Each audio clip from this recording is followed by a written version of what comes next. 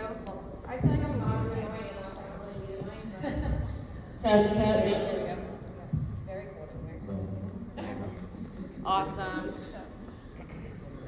So guys, I just wanted to ask, how many people here saw this movie tonight for the very first time? Hell yes, it's a lot of hands. Amazing. Well, we want to keep this like quick and concise so that we can get up to that party at 9 o'clock. But I wanted to open up at the floor for questions from you guys, for our cast and producer here. So if you guys have any questions, feel free, raise your hand. Let's start taking questions for them. Yeah, in the back. So the cinematography was really different, obviously, versus the film footage. How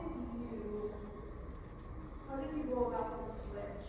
Like, what made you think, well, this last movie, you know, we're gonna do a different style? I guess I'm taking that? Okay. That's not for us. I didn't write it. I mean, are you specifically talking about like the switch from found footage to narrative? Yeah, so basically when we started this process, Steven, writer-director, came to me and he was like, hey, I want to do a narrative film for this. And we talked about it because we knew it was going to be the last film that we were doing. So we kind of had a discussion over should it be found footage or should it be narrative. And I think after doing 4 found footage films, I think Steven really wanted to do something that was a little bit more original and had something new to it because he felt like he was doing the same thing. So he wanted to write a newer story, and he also didn't want to be beholden to having every time the camera does a scare or something that it has to happen from the first person perspective.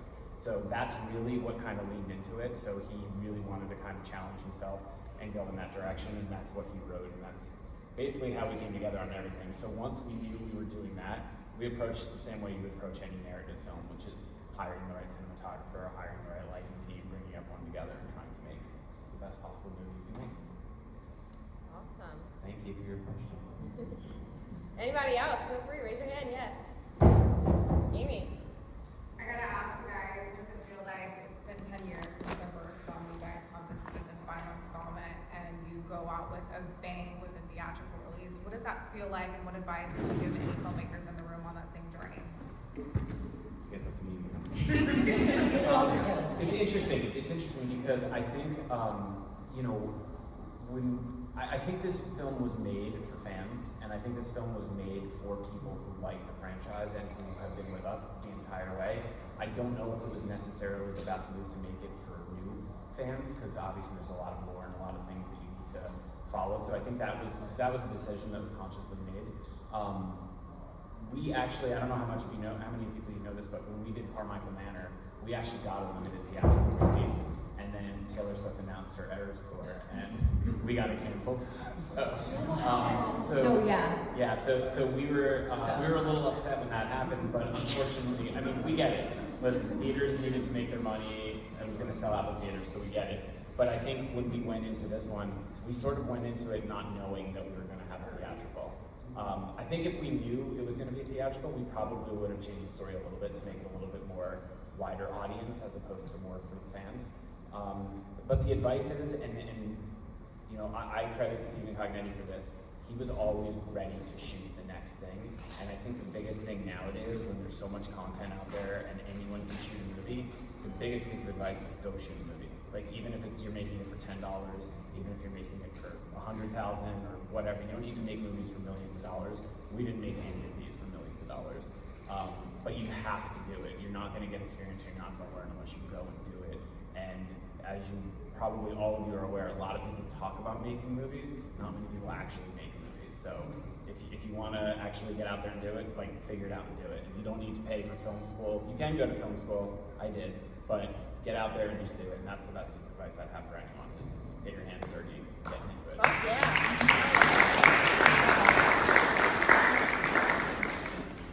Well, who else we got? Lay them on us. Over here? Yeah. Ladies, Yes. favorite performances. How did you tap into that emotion? Screaming and all that. You want to be really good? I get that. That's like a really good question, but I just feel like it's different for every project. In this case, all that was really there in person for us to see. There's no CGI, there's no like pretend this is there. So I think that's really helpful to see, like, you know, the creepiness right in front of you and the atmosphere is built for you. That helps, for sure. I practice crying as an actor, and I like to cry, so that's like my thing. But screaming is very hard for me. So that was my first time screaming in a movie ever. So that was scary. That was scary. But I just went for it. I don't know. It's not really something you practice. You just kind of like how do you practice screaming at the top of your lungs? I guess you can, but I didn't. And I just went for it, and it was really awesome. I think everyone should just scream once in a while. It's such a good feeling. I was like, whoa, I've never done this before. So I don't know. Yeah, if there's anything else. Yeah, I mean, I just try to I write down everything that's like a fact of the movie and try to make it really specific and kind of fill that out. And then to make it more personal, I'll like take some small elements of this pretend story and connect it with something that is real for my life. And I have I'm imagining going to the funeral for someone in that, and I'll imagine like the dress that I wore is the same one that I wore to my grandmother's funeral in real life or something. I'll do something small and specific that will just like hit something emotional for me, so it feels more real, kind of different elements of imagination versus like mining from my own real life stuff. So it's kind of a mixture of that and just whatever works for you. Everyone does it a little bit differently. What about you, Joe? What do you do to get in character here? How do you? Joe is smiling behind that mask. I put a mask on. That's how I do it. Don't we all? It's serious. But you're so still. Oh, yeah. So easy. So grounded. There was a hand raised. Yeah. So before doing Hell House or just really any movies in general, were you each of you into horror, like Oh, yeah. outside of movies? Oh yeah, I've always wanted to be in a horror movie since I was a little girl. That's been on the bucket list, so that's done. Yeah, no, I'm really happy to be a part of this franchise. It's something super special, and it was cool to come into something. I came in so late, obviously, but it was just cool to come into something with such a huge fan base already. I've never been in a movie like that. Where I'm in movies and we hope people like it, but this one, like, people already like it and follow it. So I felt like with this one there was a high expectation to me in a way, so that was kind of nerve-wracking coming in. Like, I don't want to ruin this franchise, but no, it was an awesome experience, and I love horror, and I'll always be wanting to work on horror, but also tap into other areas too, like not just horror.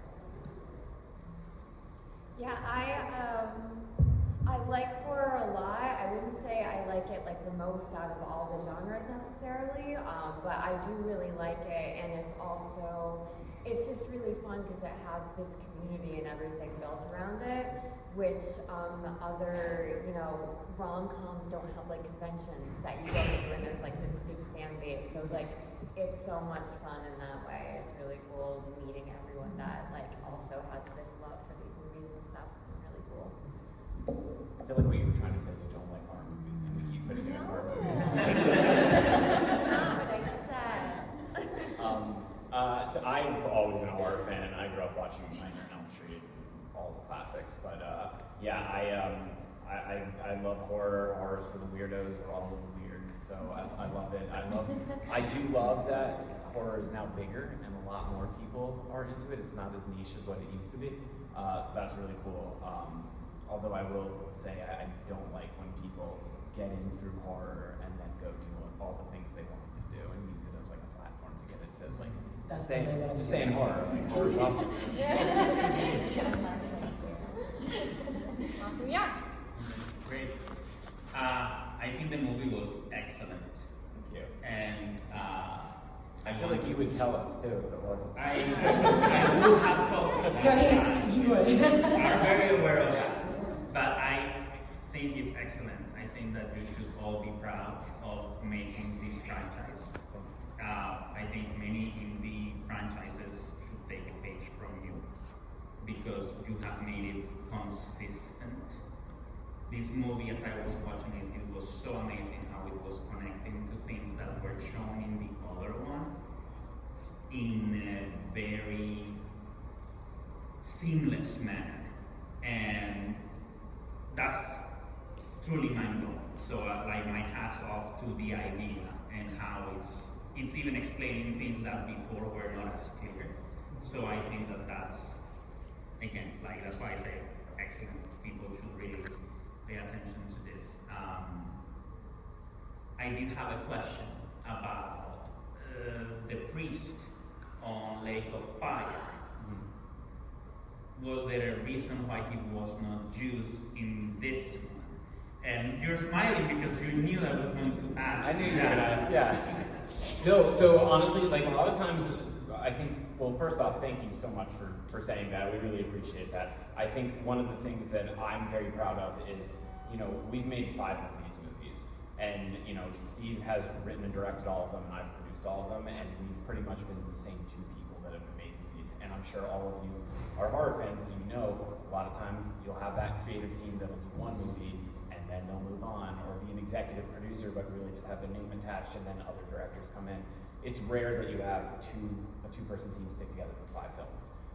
So we're incredibly grateful that we've had the opportunity to do that, but I think we've had an opportunity to do that because A, we have an amazing fan base, B, we have an amazing crew that works with us every time we make these movies, and then C, we have the most incredible cast.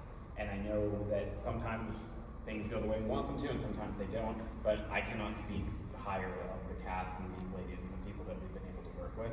So when I do look back on the 10 years of us making these 5 films, that's like the #1 thing that I look at and say, like, you know, sometimes we've made things that people didn't like, sometimes we've made them that people loved, but at the end of the day, like, it was such an amazing experience.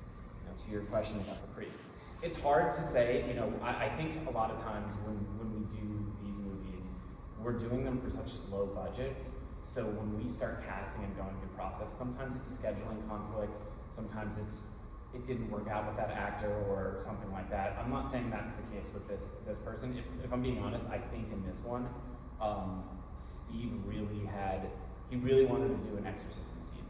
And he knew that Sierra was going to be in it, and he wanted someone that I think he could go toe to toe with her and like actually carry the scene. And we had just finished shooting 825 Forest Road, which Elizabeth was in, and Mike Sutton was in that. And I think so he wrote that character specifically for Mike, so that we could have Mike be a part of the film. So it wasn't necessarily like, oh, that guy didn't do a good job and we're not bringing him back. It was just, we really wanted to have a priest, and it was more of a, we could have pulled on that thread and just added more lore and more questions, but I think it was more like, we had a good experience with Mike, and it was like, how do we get Mike into this movie?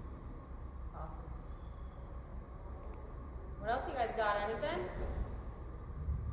No? Awesome. Well, thank you guys so much for watching Hell House for the first time here at Scaricon, and for all of your amazing questions. And thank you guys for being a part of this Q&A and allowing us to screen your movie here. So thank you guys, everybody, so much. Thank you, everyone.